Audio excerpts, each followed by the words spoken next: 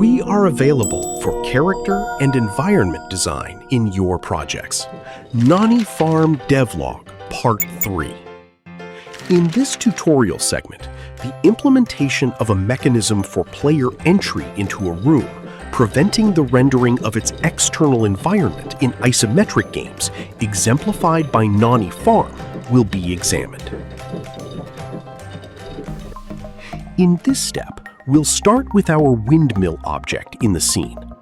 Our goal is to prevent the exterior environment from rendering when the player enters the windmill.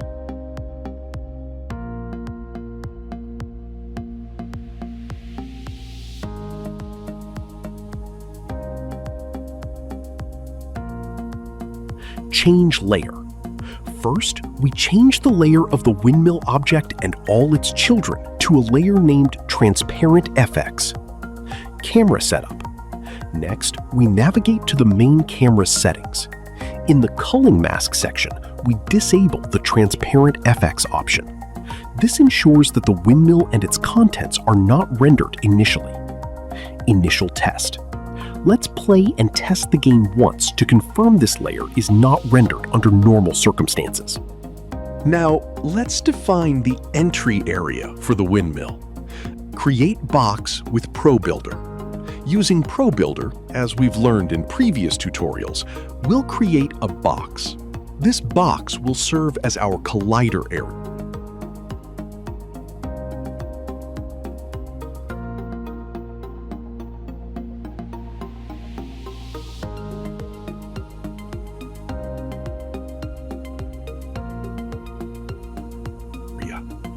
Remove mesh, add collider.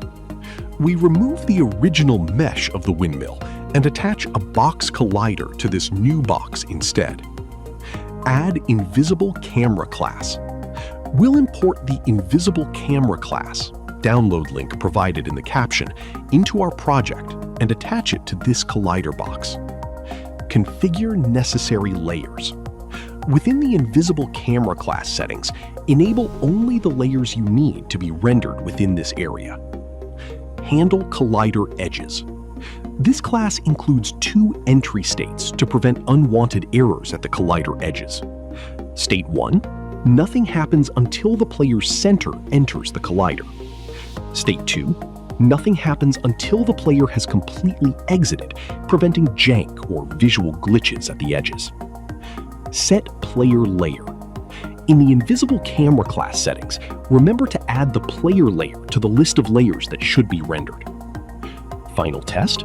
Let's play the game one more time to ensure the entry-exit from the windmill and the rendering management are functioning correctly.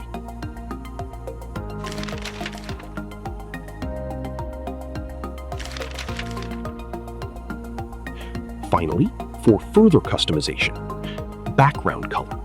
Using the background type and then solid color options, you can select your desired background color for when the windmill's interior contents are rendered. The best way you can support us is by sharing the links to our tutorials with your friends and colleagues so they too can benefit from this content.